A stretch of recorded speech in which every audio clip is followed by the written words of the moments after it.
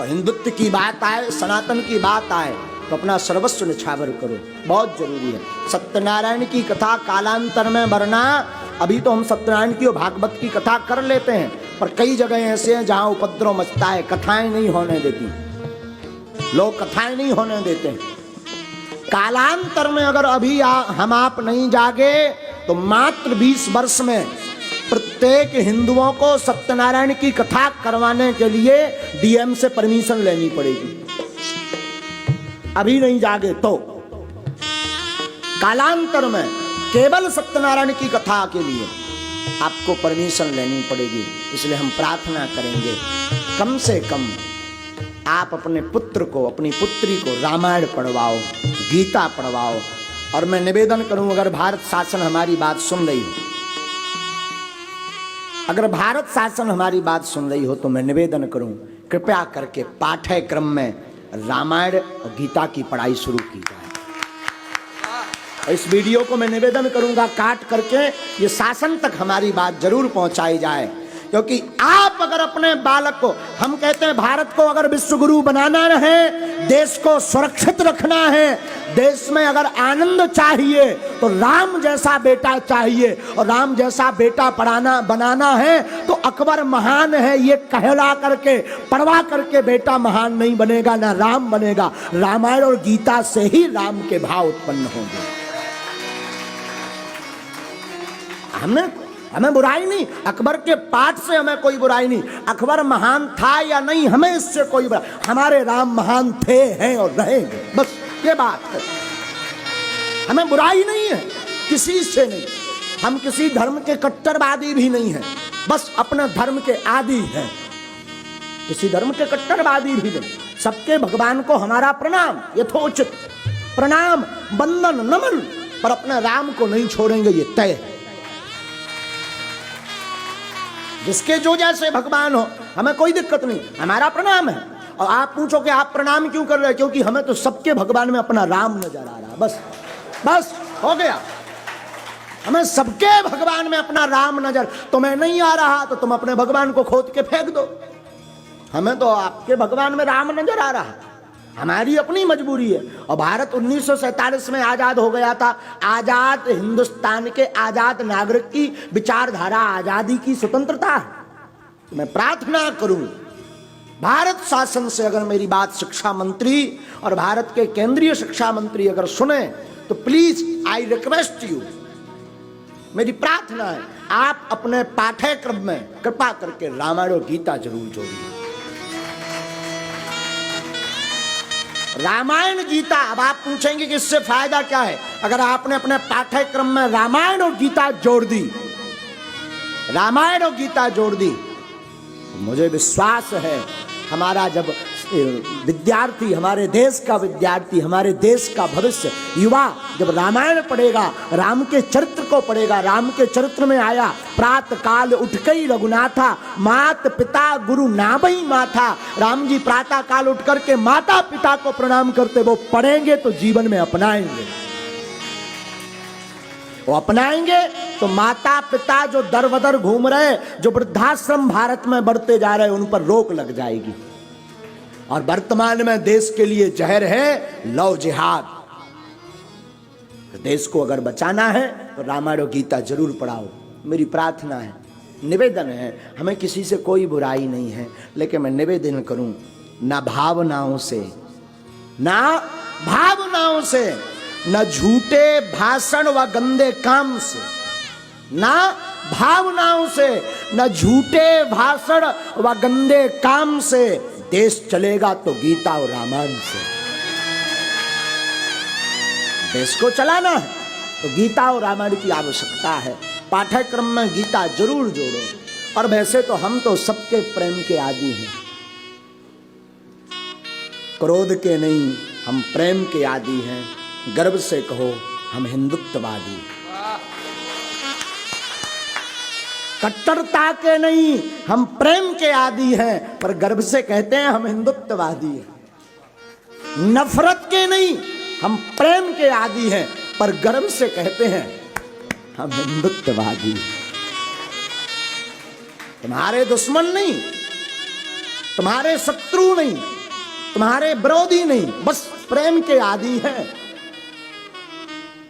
अन्य धर्मों में तो दूसरे धर्म को काफिर कहा जाता है। काफिर क्या कहते हैं? ये काफिर हैं अन्य धर्म में हम सबके लिए। लेकिन हमारा धर्म, हम तो प्रार्थना करेंगे जितने भी अन्य धर्म के लोग हैं, प्लीज वेलकम टू हिंदू धर्म, स्वागत है, आप आइए, नो प्रॉब्लम, आप आइए, हम आपका स्वागत करेंगे। आप आओ हमारे पास, तिलक लगा कर आओ, धोती पहन कर आओ, कोई दिक्कत नहीं। आप पूछो कि आप हमारे घर पर खाओगे, हम तुम्हारे घर पर रामायण भी बांचेंगे। हाँ, रामायण बांचेंगे, सत्यनारायण बांचेंगे, बस एक बार आओ तो। और हमें एक बात और, भारत में नहीं विश्व में जितने लोग हैं आदिकाल में सब सनातनी थे। आदिकाल में सब सनातनी थे। किसी का इतिहास 400 वर्ष का है, किसी का 500 का, किसी को 200 का, किसी को 300 का, लेकिन हमारा इतिहास त्रेता युग, आज से कितने लाख वर्ष पहले था। कलयुग की आयु है 4,32,000 वर्ष, द्वापर की आयु है 8,64,000 वर्ष, हमारे राम जी 8,70,000 वर्ष के पहले के हैं,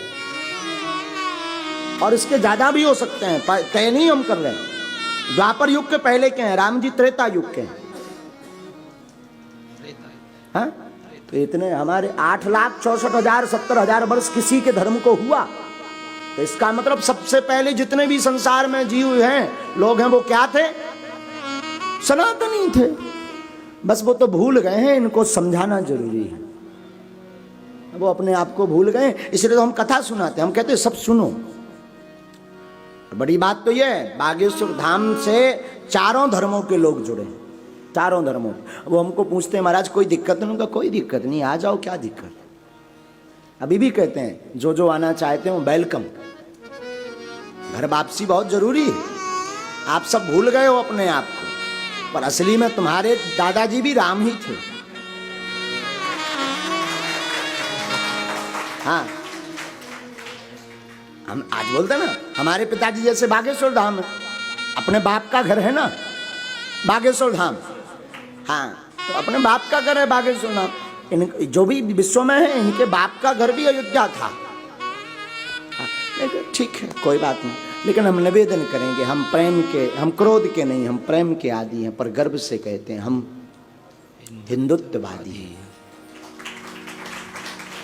ये पाठ्यक्रम के लिए हम निवेदन कर रहे थे। इस वीडियो को जरूर, हमारी प्रार्थना है, अगर हमें सुन पा रहे हो, सुनेंगे, तो पाठ्यक्रम में गीता और रामायण।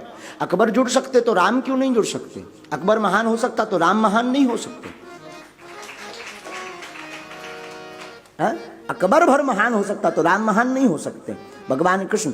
हमारी प्रार्थना है कि इसको जरूर जोड़ा जाए।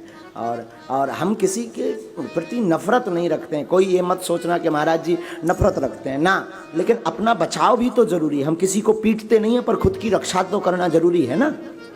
और मैं हिंदुओं से भी यही प्रार्थना करूंगा, भाला तुम्हें किसी मारने के लिए, लेने के लिए नहीं हम कह रहे हैं, अपने पास तमंचा जरूर रखो, अपने पास भाला जरूर रखो। बहुत कट्टर बात है ये, अपने पास भाला रखो, हथियार रखो, मारने के लिए नहीं, रक्षा के लिए।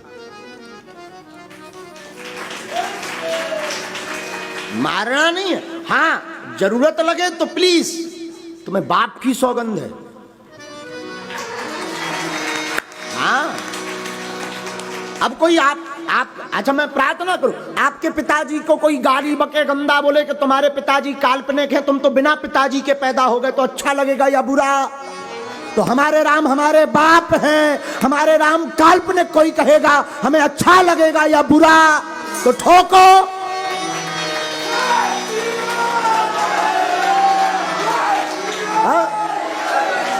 ठोको। अच्छा, अब आपको मैं पूछ रहा हूं, आपके पिताजी काल्पनिक कोई कहे, आपके पिताजी को कोई ढोंग कहे, आपके पिताजी को कोई पाखंड कहे, कैसा लगेगा बताओ? तो हमारे राम हमारे बाप हैं, परम पिता हैं, जगत पिता हैं, जगदीश है, जगन्नाथ है, जगत वेत्ता है, जगदाधार है। तो वो फिर काल्पनिक पाखंड कोई कहेगा तो हमें कैसा लगेगा? तो माला और भाला फटरी के बड़े कहे हैं, बोलो। हम बुरा नहीं कहते, आप मत कहो ना, आप मत कहो हमारा भाला हमारी सुरक्षा के लिए। हम तो कहते हैं प्रत्येक हिंदू के घर पर होना चाहिए, प्रत्येक हिंदू के घर पर हथियार नहीं पर भाला रखो, एक एक कटार रखो, जरूरी है, अच्छी चलने वाली, हाँ, काम आए जो, माला भी और भाला भी। पर मैं प्रार्थना करूं हथियार का मतलब ये नहीं, अपनी वाणी ही हथियार होनी चाहिए। तुम्हारा हथियार तुम्हारी वाणी हो, तुम्हारा हथियार तुम्हारी एकता हो, कि कोई एक उंगली उठाए और 100 हिंदुत्ववादी उसकी उंगली तोड़ दें तो दूसरे विचार भी ना कर पाए। ये प्रार्थना है हमारी, इसलिए निवेदन है हमारा कि आप सनातन के लिए जुड़ो। एकता की बहुत आवश्यकता, किसकी जरूरत है? एकता की बहुत आवश्यकता है, जगने की आवश्यकता। और बड़ा वर्तमान का विषय यह है कि हिंदू ही हिंदू का पैर खींच रहा। कुत्ता बामन नाऊ, जात देख गुर्राऊ। आप भी ब्राह्मणों का लग रहा हमें अवस्थी जी। कुत्ता बामुन नाऊ, जात देख। उसी प्रकार आजकल एक दूसरे की टांग खींचने पर लगे, पर मैं प्रार्थना करूं एक दूसरे की टांग ना खींची जाए। अगर कोई सनातनी व्यक्ति सनातन का काम कर रहा है तो सपोर्ट किया जाए, किसी की बात नहीं पर सपोर्ट किया जाए।